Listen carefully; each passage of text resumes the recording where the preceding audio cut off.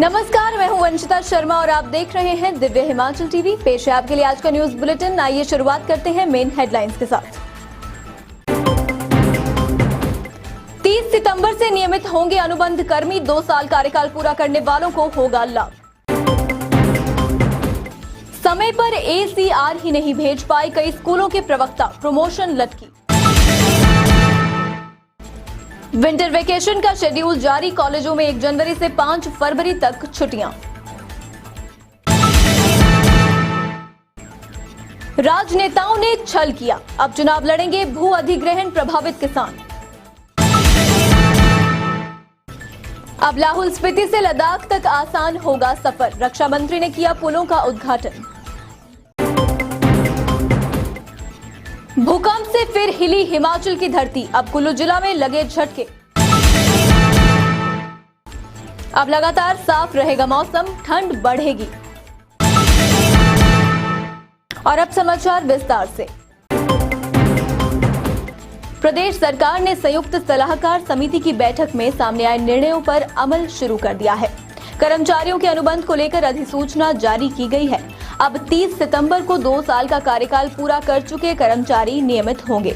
नियमित कर्मचारियों को खाली पदों के आधार पर तैनाती दी जाएगी। ये सभी तैनातियां वरिष्ठता के आधार पर होंगी और इसमें आरएनपी नियमों को ध्यान में रखा जाएगा। प्रदेश सरकार ने संयुक्त सलाहकार समिति की बैठक में सामने आए निर्णयों पर अमल शुरू कर दिया है। कर्मचारियों के अनुबंध को लेकर अधिसूचना जारी की गई है। अब 30 सितंबर को 2 साल का कार्यकाल पूरा कर चुके कर्मचारी नियमित होंगे। नियमित कर्मचारियों को खाली पदों के आधार पर तैनाती दी जाएगी। ये सभी तैनातियां वरिष्ठता के आधार पर होंगी और इसमें आरएनपी नियमों को ध्यान में रखा जाएगा। कर्मचारियों को नियुक्ति से पहले मेडिकल फिटनेस साबित करनी होगी। दैनिक वेतनभोगी और आकस्मिक सेवा प्रदाता कर्मचारियों को सरकार ने बड़ा तोहफा दिया है। इन तमाम कर्मचारियों के नियमित होने का सेवा काल अब 5 साल से घटाकर 4 साल करने का निर्णय लिया गया है। 30 सितंबर तक जिन भी कर्मचारियों की सेवा काल अवधि 4 साल पूरी हुई होगी, उन्हें नियमित किया जाएगा। हालांकि सरकार ने इसके लिए 240 दिन नियमित रूप से कार्य करने की शर्त रखी है। यह शर्त जनजातीय क्षेत्र में भी लागू की गई है। इन सभी की तैनाती विभिन्न विभागों में खाली पदों पर की जाएगी। लंबे समय से प्रिंसिपल प्रमोशन की राह देख रहे हेडमास्टर और लेक्चरर को प्रमोशन के लिए थोड़ा और इंतजार करना होगा।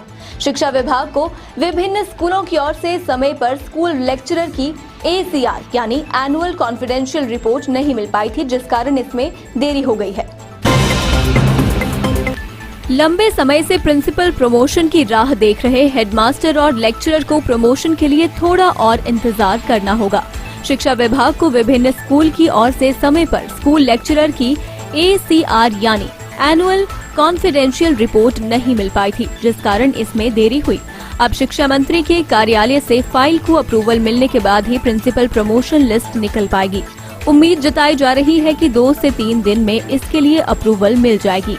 गौर रहे कि प्रिंसिपल प्रमोशन का काफी लंबे समय से इंतजार हो रहा है। कोविड और चुनाव के चलते इसमें पहले ही देरी हो चुकी है, लेकिन अब सभी हेडमास्टर और लेक्चरर बेसब्री से इंतजार कर रहे हैं। हिमाचल के सरकारी स्कूलों में प्रधानाचार्यों के 375 के करीब पद रिक्त पड़े हैं। काफी समय से पदोन्नति न होने से स्कूलों में कार्यरत लेक्चरर और मुख्य अध्यापकों को नुकसान हो रहा है। स्कूलों में प्रधानाचार्यों के पद रिक्त होने के बावजूद पदोन्नति नहीं हो रही है। पदोन्नति न होने से 60 से भी ज्यादा लेक्चरर और मुख्य अध्यापक सेवानिवृत्त हो चुके हैं। सेवारत रहते इन्हें न पदोन्नति का लाभ मिला, न ही सेवानिवृत्ति के बाद पेंशन में बढ़ोतरी हो पाई। प्रदेश के स्कूलों में विंटर वेकेशन के शेड्यूल के बाद अब कॉलेजों के लिए भी छुट्टियों का शेड्यूल जारी कर दिया गया है। शिक्षा विभाग की ओर से इस बारे में आदेश जारी कर दिए गए हैं। इसमें कहा गया है कि हर एक प्रोफेसर छात्रों को इन छुट्टियों में 2 से 3 असाइनमेंट्स दे ताकि छात्रों की पढ़ाई बाधित न हो। प्रदेश के स्कूलों में विंटर वेकेशन के शेड्यूल के बाद अब कॉलेजों के लिए भी छुट्टियों का शेड्यूल जारी कर दिया गया है। शिक्षा विभाग की तरफ से इस बारे में आदेश जारी किए गए हैं। इसमें कहा गया है कि हर एक प्रोफेसर छात्रों को इन छुट्टियों में 2 से 3 असाइनमेंट दे ताकि छात्रों की पढ़ाई बाधित न हो। इसके साथ ही छुट्टियों में सिलेबस पूरा करवाने की भी जिम्मेवारी होगी। इस अधिसूचना में कहा गया है कि केवल टीचिंग स्टाफ को ही इसमें छुट्टियां होंगी, जबकि non teaching staff regular office में उपलब्ध होगा। छात्रों की इस दौरान ऑनलाइन पढ़ाई जारी रहेगी। गौर रहे कि इससे पहले स्कूलों के लिए विंटर वेकेशन का शेड्यूल जारी किया गया था। इसमें भी 1 जनवरी से स्कूल बंद रहने के आदेश जारी किए गए हैं। इसमें पहली से 8वीं कक्षा के बच्चों के फाइनल पेपर हो चुके हैं और अब 31 मार्च को रिजल्ट आना है। इसके साथ ही 9वीं से 12वीं की रेगुलर कक्षाएं जारी हैं और इनकी सेकेंड टर्म की परीक्षाएं अप्रैल माह में होना प्रस्तावित है। उच्च शिक्षा निदेशक डॉक्टर अमरजीत शर्मा ने बताया कि स्कूलों और कॉलेजों में 1 जनवरी से अवकाश रहेगा। पंजाब में किसान संगठनों द्वारा चुनाव में उतरने के निर्णय के बाद अब हिमाचल प्रदेश में भी ऐसी स्थिति बनती जा रही है। 2022 के अंत में होने वाले प्रदेश विधानसभा के चुनावों में भाजपा कांग्रेस का गणित बिगाड़ने के लिए भूमि अधिग्रहण प्रभावित ने किसी भी अन्य दल के साथ मिलकर पूरी तैयारी कर ली है। इसका खुलासा करते हुए भूमि अधिग्रहण मंच के प्रदेश अध्यक्ष BR कौंडल ने मंगलवार को कहा कि भाजपा कांग्रेस दोनों ही दलों ने भूमि अधिग्रहण प्रभावितों के साथ छल किया है। पंजाब में किसान संगठनों द्वारा चुनाव में उतरने के निर्णय के बाद अब हिमाचल प्रदेश में भी ऐसी स्थिति बननी जा रही है। 2022 के अंत में होने वाले प्रदेश विधानसभा के चुनावों में भाजपा कांग्रेस का गणित बिगाड़ने के लिए भूमि अधिग्रहण प्रभावितों ने किसी भी अन्य दल के साथ मिलकर पूरी तैयारी कर ली है। इसका खुलासा करते हुए भूमि अधिग्रहण मंच के प्रदेश अध्यक्ष BR कौंडल ने मंगलवार को होटल राजमहल में पत्रकारों से बात करते हुए कहा कि भाजपा कांग्रेस दोनों ही दलों ने भूमि अधिग्रहण प्रभावितों के साथ छल किया है। इसलिए अब भी सरकार ने भूमि अधिग्रहण प्रभावितों की मांगे नहीं मानी तो अगले विधानसभा चुनावों में किसान सरकार के खिलाफ चुनाव मैदान में उतरेंगे। पहले ही आपको डिक्लेयर कर दिया कि अगर सरकार ने इन मांगों को पूरा नहीं किया तो स्वर्ण आयोग ने तो डंडा मारकर इनकी नोटिफिकेशन कराई है। हम प्रजातंत्र का डंडा इनके सिर पे मारेंगे अगले इलेक्शन में और इनको साफ कर देंगे। उन्होंने कहा कि कांग्रेस ने अपने राज में 1 अप्रैल 2015 को फैक्टर एक्ट की अधिसूचना जारी करके प्रभावितों को 4 गुना मुआवजे से वंचित कर दिया। तो उस समय विपक्ष अब सत्ता में बैठी भाजपा ने अपने दृष्टि पत्र में 4 गुना मुआवजा देने का वायदा करने के बावजूद 4 साल में कुछ नहीं किया। धर्मशाला में जब प्रदेश भर के प्रभावितों ने शीतकालीन सत्र के दौरान प्रदर्शन किया तो मुख्यमंत्री की गैर मौजूदगी में कैबिनेट मंत्री महेंद्र सिंह ने 30 जनवरी तक कैबिनेट कमेटी की बैठक करके रिपोर्ट बनाने की बात कही। 4 साल से सरकार इसी तरह की टाल मटोल कर रही है। अब कांग्रेस को भी प्रभावित याद आने लगे हैं। हिमाचल के लाहौल स्पीति से लद्दाख तक अब सड़क मार्ग आसान होगा। सैन्य वाहनों समेत आम लोगों के लिए भी ये बड़ी राहत बनकर आया है। इस मार्ग पर 5 पुलों का निर्माण हुआ है और मंगलवार से इन पुलों पर वाहनों की आवाजाही भी शुरू हो गई है। हिमाचल के लाहौल स्पीति से लद्दाख तक अब सड़क मार्ग आसान होगा। सैन्य वाहनों समेत आम लोगों के लिए भी ये बड़ी राहत बनकर आया है। इस मार्ग पर 5 पुलों का निर्माण हुआ है और मंगलवार से इन पुलों पर वाहनों की आवाजाही भी शुरू हो गई है। रक्षा मंत्री राजनाथ सिंह ने नई दिल्ली से वर्चुअल माध्यम से देश भर के 4 राज्यों और 2 केंद्र शासित प्रदेशों में सामरिक दृष्टि से महत्वपूर्ण 27 परियोजनाएं राष्ट्र को समर्पित की। इन परियोजनाओं का निर्माण सीमा सड़क संगठन BRO ने किया है। इन परियोजनाओं में 5 हिमाचल की भी शामिल है। मुख्यमंत्री जयराम ठाकुर इस कार्यक्रम में शिमला से वर्चुअल माध्यम से शामिल हुए।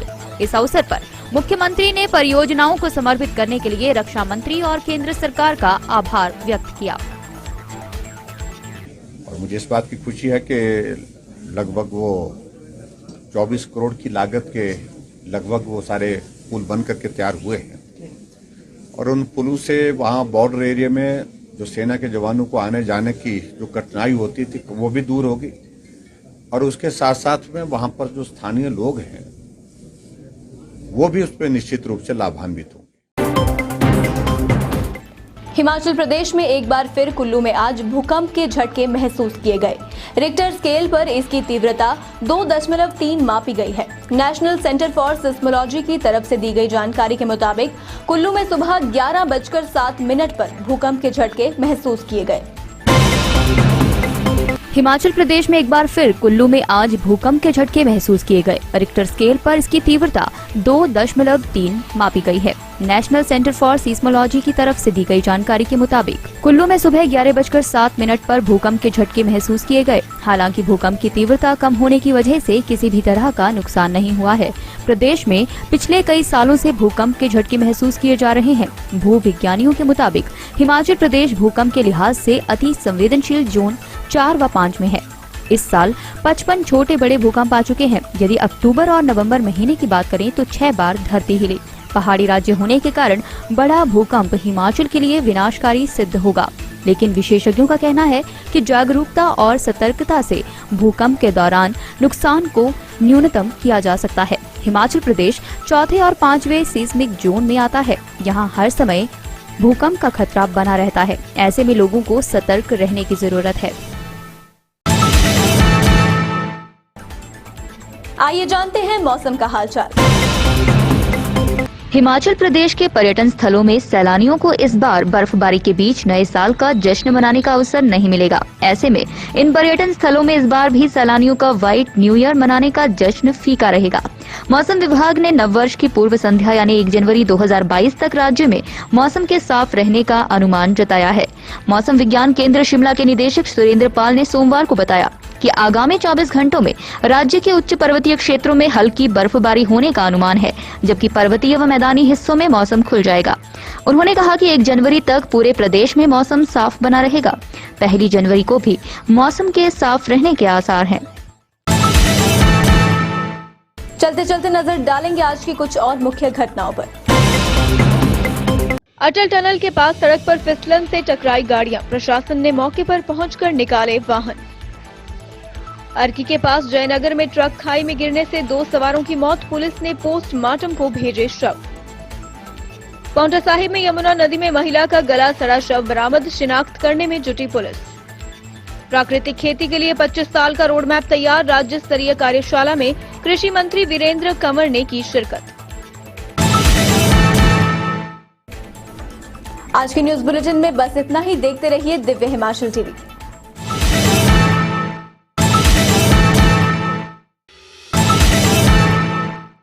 प्रदेश की सेवा में समर्पित दिव्य हिमाचल की विशेष पेशकश देखना न भूलें आज रात 10 बजे सिर्फ दिव्य हिमाचल टीवी पर।